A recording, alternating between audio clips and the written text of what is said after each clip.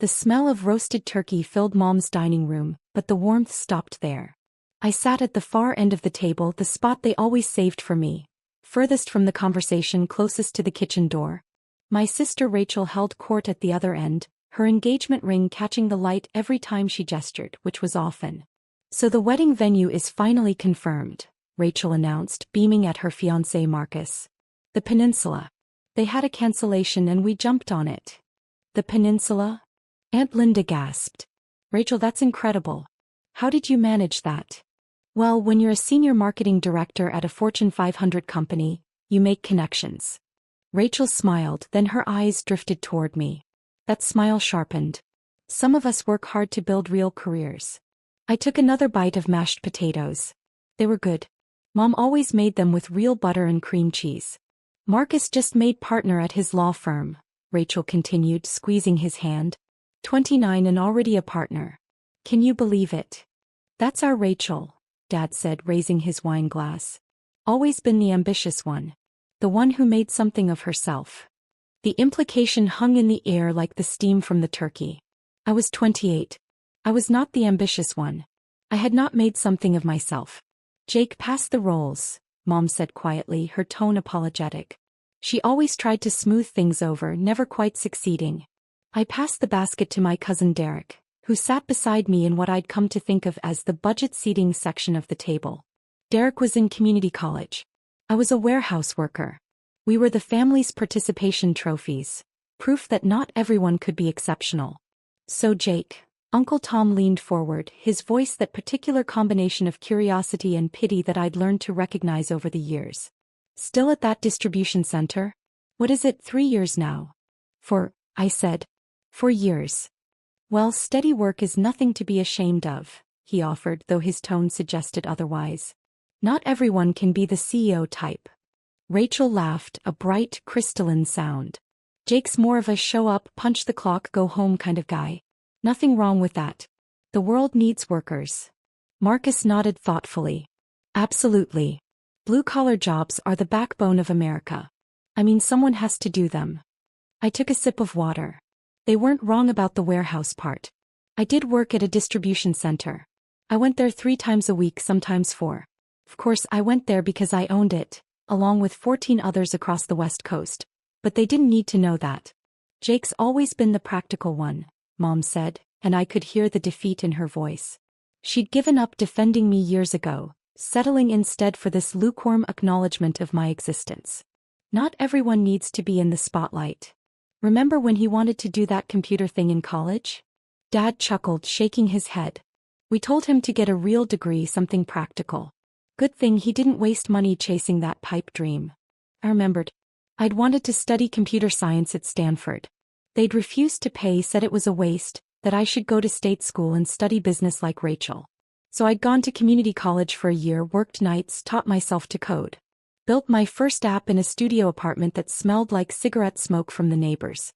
That app was now the foundation of a logistics optimization platform used by 43 of the Fortune 500 companies. The warehouse job. I'd started working there to understand supply chain pain points from the inside. Then I'd bought the company. Then I'd bought 13 more. "Rachel got the brains in the family," Aunt Linda said, smiling at my sister. "What's your salary now, honey? You must be doing so well." $180,000 base plus bonuses, Rachel said, trying to sound modest and failing. "It's comfortable." It was a good salary. I paid my VP of operations $240,000 and she was worth every penny. My own salary. Well, I paid myself $120,000 a year to keep things simple for taxes. The other $847 million from last year's revenue went back into expansion and the investment portfolio my financial team managed. "Jake, you must be making what, 40,000? Uncle Tom asked. "That's decent for warehouse work." "Something like that," I said. Rachel's phone buzzed on the table. She glanced at it, then did a double take. Her face went pale, then flushed red. "What's wrong, honey?" Marcus asked. She stared at her screen, her mouth opening and closing. "There's a Forbes alert." "Oh, did they announce something about your company?" Mom asked, brightening. Rachel's company getting Forbes coverage was exactly the kind of thing she lived for. "No," Rachel said slowly. Her eyes lifted from the phone to me, confusion and something else. Something sharper, flickering across her face. It's not about my company. The table went quiet. Rachel turned her phone around. On the screen was a Forbes notification. Forbes 30 under 30. Tech entrepreneur Jake Morrison revolutionizes global supply chain with $4.2 billion valuation. The silence stretched. I took another bite of turkey. That's not. Mom started then stopped. There must be another Jake Morrison. The picture, Rachel whispered. It's him. She tapped the notification. The article loaded. And there I was, professional headshot taken 2 months ago at the Forbes photoshoot, standing in front of one of my distribution centers. The headline read, "From warehouse floor to billionaire, how Jake Morrison built ChainSync without anyone knowing." Derek leaned over to look at the phone. Holy shit. Language, Aunt Linda said automatically, but her heart wasn't in it. He was staring at me. Everyone was staring at me. Jake. Dad's voice cracked slightly. What is this?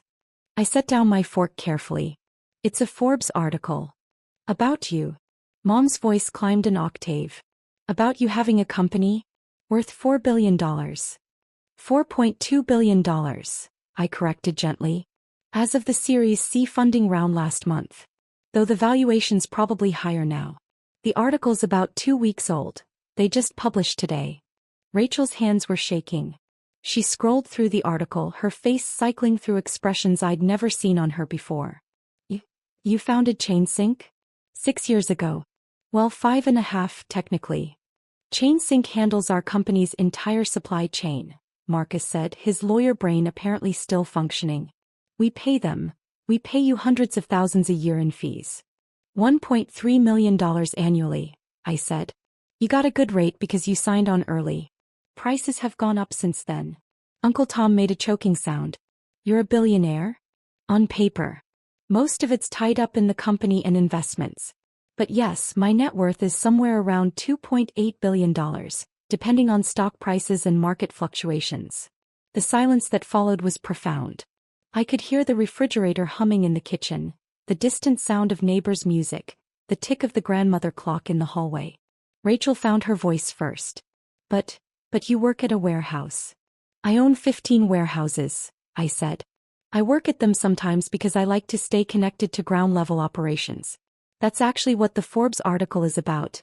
How I built the company from the inside out, understanding every aspect of the supply chain before I tried to optimize it. $4.2 billion, Dad repeated, looking dazed. That's not possible.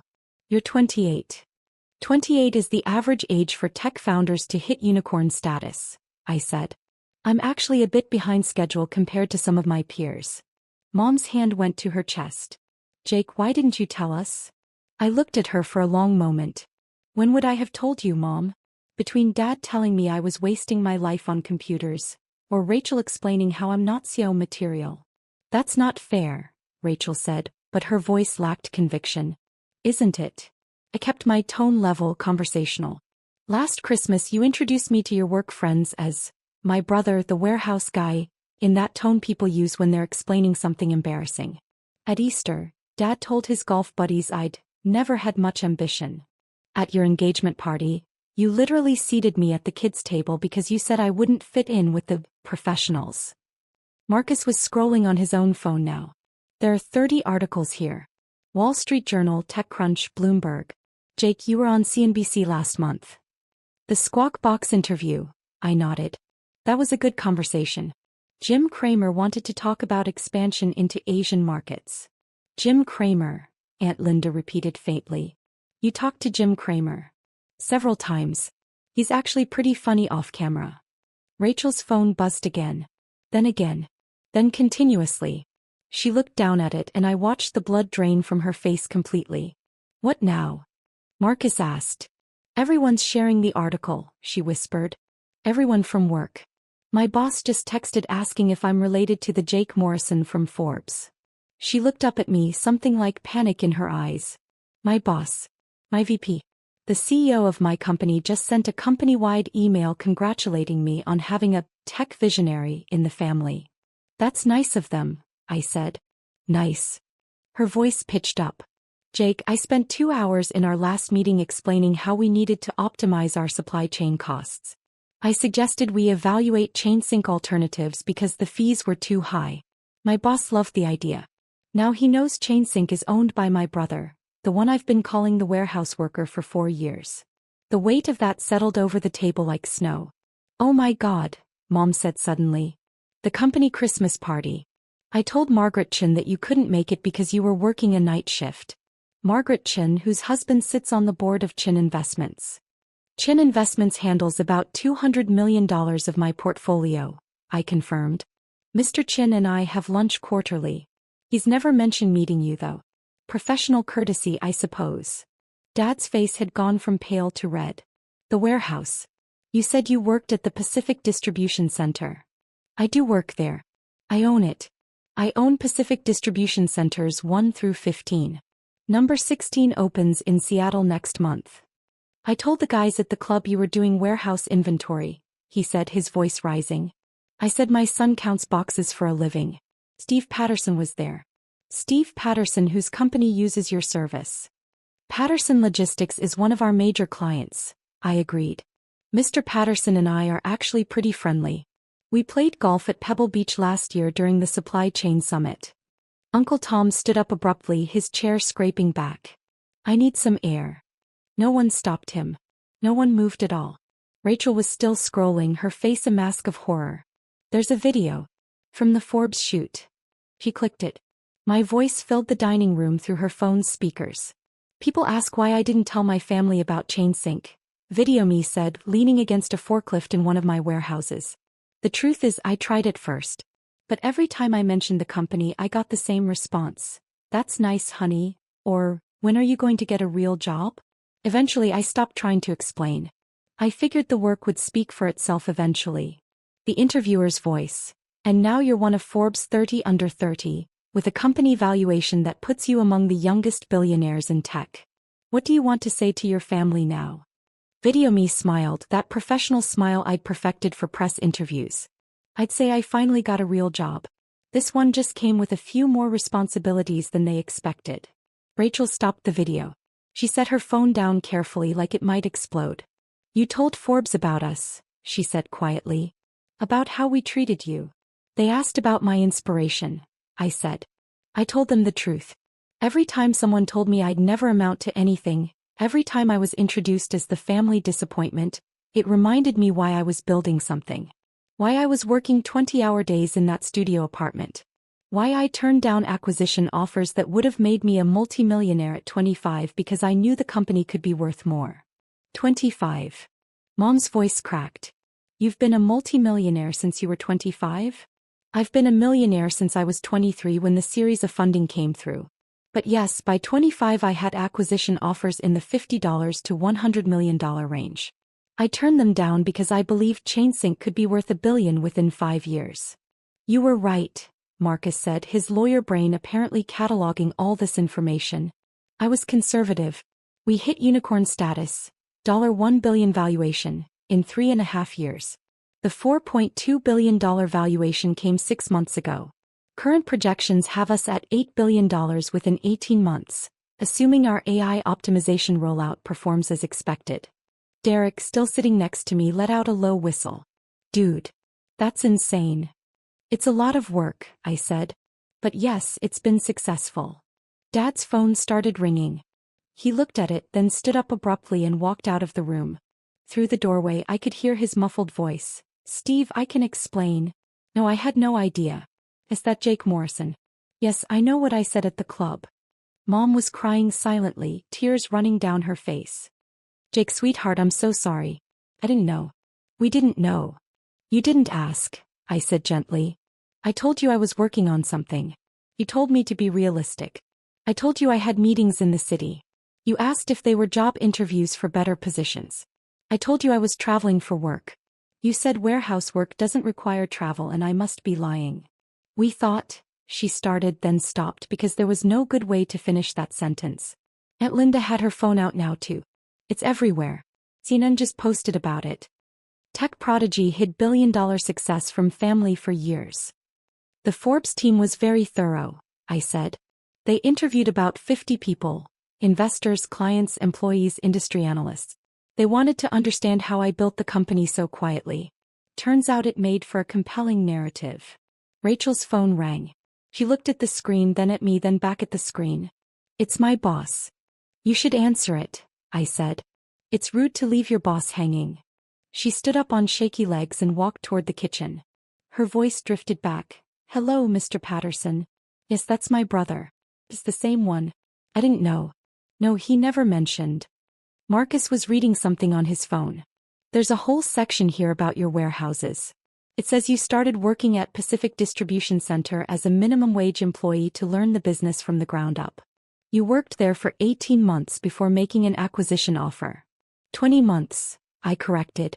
I wanted to understand every role. Loading, unloading, inventory management, customer service. The owner was planning to retire and I made him an offer he couldn't refuse. He stayed on as a consultant for 2 years, taught me everything about the business side. "How did you afford to buy a warehouse at 24? "My first app, the one I built in community college, sold to a mid-size logistics company for $8 million. I kept $2 million for living expenses and invested $6 million into building ChainSync's initial platform. The warehouse purchase came later, after series of funding." $8 million, Mom repeated numbly. "When you were 19? 20. It was right after my birthday. And you never told us." "It wasn't a question. I tried to tell you. You told me I was being scammed, that no one pays millions for apps, that I needed to focus on getting a steady job with benefits." The silence that followed was broken by Dad returning to the dining room. His face was ashen.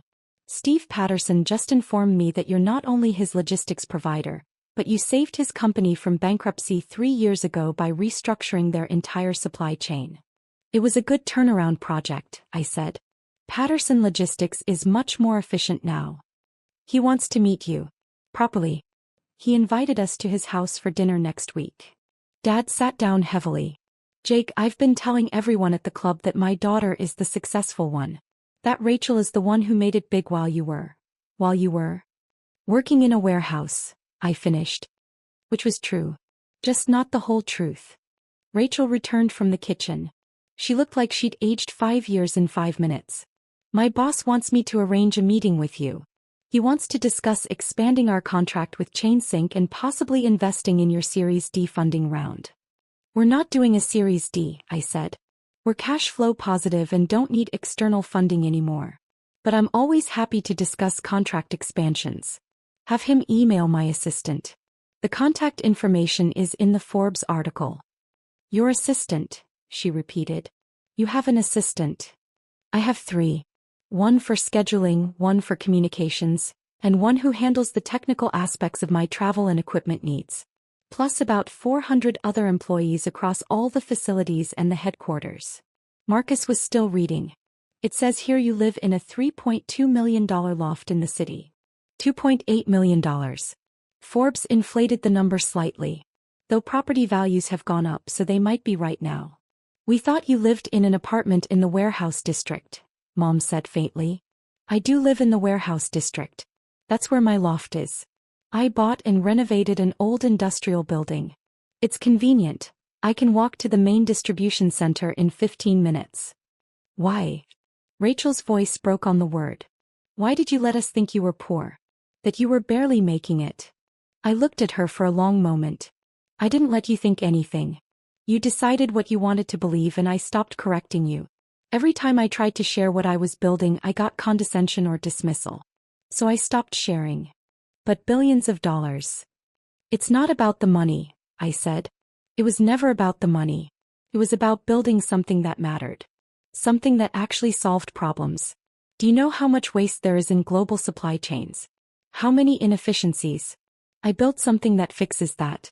The money is just a side effect of doing it well." Uncle Tom returned from outside looking shell-shocked. "My neighbor just called. He saw the Forbes article. Wanted to know if I was related to Jake Morrison." He looked at me. I told him no. I told him I didn't know any billionaires.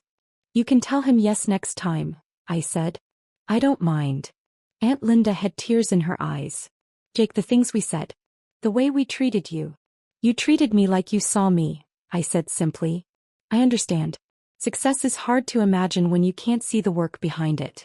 You saw a warehouse worker. You didn't see the platform I was building, the code I was writing, the meetings I was taking, the company I was growing. Dad's phone rang again. He looked at it and groaned. It's Bob from the club. You might want to answer it, I said. Bob Carter runs Carter Industries, and they're considering switching to ChainSync from their current provider. He might want an introduction. Dad stared at me. You knew Bob Carter was. Dad, I know everyone at your club. Half of them are clients. The other half are potential clients. Why do you think I never accepted your invitations to join you there? It would have been awkward explaining why the CEOs kept pulling me aside for business discussions. He answered the phone with shaking hands. Hello, Bob. Yes, that's my son. I'll see what I can do. Rachel sat back down at the table. Her engagement ring no longer seemed to catch the light quite the same way. The article says you're speaking at the Global Supply Chain Summit in Singapore next month. Keynote address. It's a good opportunity to announce some new features we're rolling out. I was going to go to that summit, she said quietly, as part of my company's delegation. I know. Your company signed up 3 months ago. They're one of the sponsors. You knew I'd be there? I knew your company would be represented. I assumed you might be part of the team. Were you going to tell me then? When you saw me there? I considered the question. Probably not. I would have given my keynote, taken some meetings and flown home. Whether you made the connection or not would have been up to you. That's cold, Marcus said, but there was no heat in it. Just observation. Is it? I asked. 4 years I've been the family embarrassment. The one who didn't make it.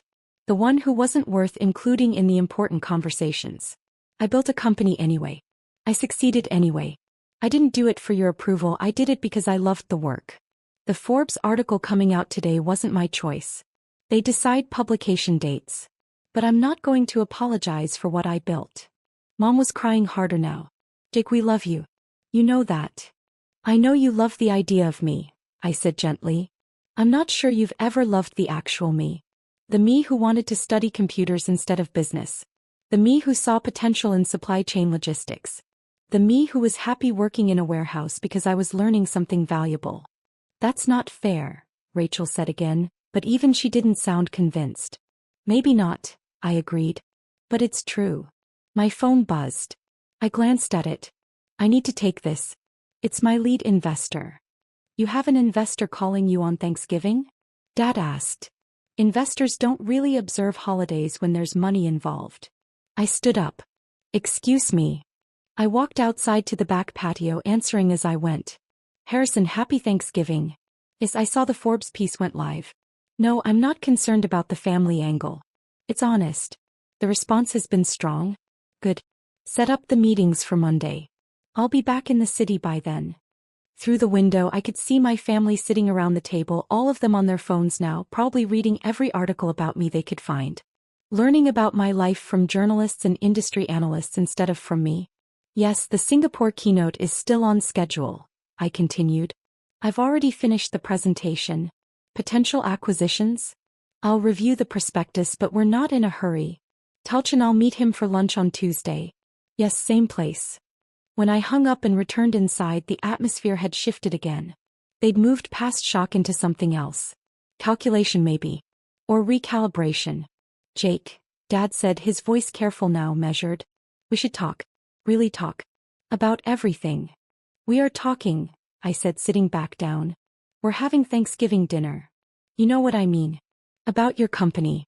About your success. About. He gestured vaguely. Everything we didn't understand. What's there to understand? I built a company. It became successful. That's the whole story. Rachel leaned forward. The Forbes article mentions you're looking at expansion into European markets. Is that true? Yes. We're opening 3 facilities in Germany next year, with plans for 5 more across the UK and France. My company has European operations, she said, and I could hear the wheels turning in her head. We've been struggling with supply chain coordination across borders. Most companies do. That's why we're expanding there. Could I set up a meeting? Between you and our European division heads. I looked at her carefully. You want to arrange a business meeting with me? Yes. This could be huge for my company. For my career. Ah. I nodded slowly. Now I'm worth knowing. Now I'm worth introducing to your colleagues. When there's something in it for you. She flinched. That's not. Isn't it? Kept my voice level. For hours ago you mocked me for working in a warehouse.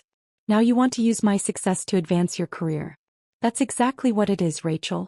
And that's fine. That's business. But let's call it what it is. Jake, that's not fair, Mom protested. Mom, I love you. I love all of you. But fairness isn't really the issue here. I stood up again. I'm going to head out. You're leaving. Dad stood too. But we haven't had dessert. And we need to talk more about this. There's not much to talk about. You all have my number. You've had it the whole time. If you want to reach out, actually reach out. But I'm not going to sit here while you all calculate how to benefit from my success. That's not what we're doing, Aunt Linda said, but her voice was weak. Aunt Linda, you've been texting someone for the past 10 minutes. I'm guessing it's someone who wants an introduction to me. Uncle Tom left earlier to call his neighbor back. Marcus has been researching how to invest in ChainSync. Dad's gotten 3 phone calls from his club. And Rachel has already asked for a business meeting. I grabbed my jacket from the back of my chair. I understand. I really do. But I'm not interested in transactional relationships with my family. Jake, please. Mom stood reaching for my hand. Don't go. Not like this. I squeezed her hand gently. I'm not angry, Mom. I'm really not. But I need you all to understand something. The Forbes article changes nothing about who I am. I'm the same person I was this morning. I built the same company. I did the same work. The only thing that changed is that now you know about it. We want to be part of your life, she said, tears streaming down her face. Then be part of my life. Not part of my success. Not part of my business. Part of my actual life. The one where I still work in warehouses sometimes because I like understanding how the products move. The one where I drive a 6-year-old Toyota because it's reliable and I don't care about status symbols. The one where I'm still the same person you thought wasn't worth including in the important conversations. I walked toward the door. Rachel called after me. Jake, wait. I'm sorry. I'm really genuinely sorry for how I treated you. I turned back. She was standing now, and for the first time all day she looked genuinely distressed rather than calculating. I believe you, I said. And I accept your apology. But Rachel, I need you to understand something. Success didn't change me. Money didn't change me. I'm the same person I was when I was living in that studio apartment eating ramen and writing code at 3 a.m. The same person I was when I worked minimum wage at the warehouse. The same person I've always been. You just couldn't see it because you were looking at what I had instead of who I was. I see it now, she whispered. Do you? Or do you see $4.2 billion? She didn't answer. I walked out the front door and got into my car. That 6-year-old Toyota still running perfectly well. My phone was buzzing constantly now. Messages from employees, investors, other family members who'd seen the Forbes piece. A text from my VP of operations. The article looks great. Ready for the Monday morning press marathon. I texted back. Ready. See you at 6. Because that was the thing they'd never understood. The money was nice. The success was gratifying. But what I actually loved was the work. The problem solving. The optimization. The elegant code that made complex systems run smoothly. The satisfaction of seeing a warehouse operate at peak efficiency because I'd designed the flow correctly. Forbes had captured that, actually. The article was about more than my net worth. It was about the philosophy of building something from the inside out. About understanding the problem before you try to solve it. About the value of doing the unglamorous work that nobody sees. My family had read the headline and seen the valuation. They'd missed the actual story. Maybe someday they'd go back and read it for real. Read the part about the 20-hour days. The failed prototypes. The clients who took a chance on an unknown startup. The employees who believed in the vision. The slow, grinding work of building something that mattered. Or maybe they wouldn't. Maybe they'd stay focused on the number, $4.2 billion, and miss everything else. Either way, I had work to do. Singapore wasn't going to prepare itself for, and the German expansion needed my attention. The Series C investors wanted quarterly reports. 3 major clients were waiting for contract renewals. The AI optimization rollout required my final approval. I pulled out of my parents' driveway and headed back to the city. My phone rang. Unknown number. I almost didn't answer, but something made me pick up. Mr. Morrison? This is Patricia Chen from Forbes. I'm following up on the article response. Do you have time for a few quick questions? Sure, I said, merging onto the highway. The article has received extraordinary engagement. Over 2 million views in the first 4 hours. Your story about hiding your success from your family really resonated with readers. Can you tell me, do you have any regrets about keeping it secret for so long? I thought about it. About the Thanksgivings where I sat at the far end of the table. About the family gatherings where I was introduced as the warehouse worker. About the subtle and not so subtle dismissals that had accumulated over the years. No regrets, I said. It taught me something important.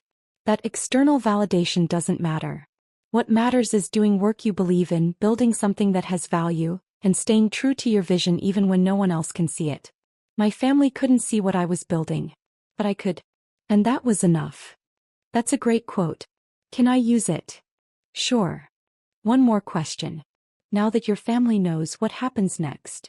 I watched the city lights appear on the horizon, the skyline I'd come to know so well over the past 6 years. Somewhere in that cluster of buildings was my loft, my office, my warehouses, my life's work. Now, I said, I get back to work. The same work I've been doing all along. Nothing changes. Thank you, Mr. Morrison. Enjoy your holiday. I hung up and smiled. Guess it was true. Nothing had changed. I was still the same person. Still building the same company. Still solving the same problems. The only difference was that now, when my sister introduced me to her colleagues, she'd have to think of a new way to describe me. I was fine with that. In fact, I was better than fine. I was exactly where I wanted to be.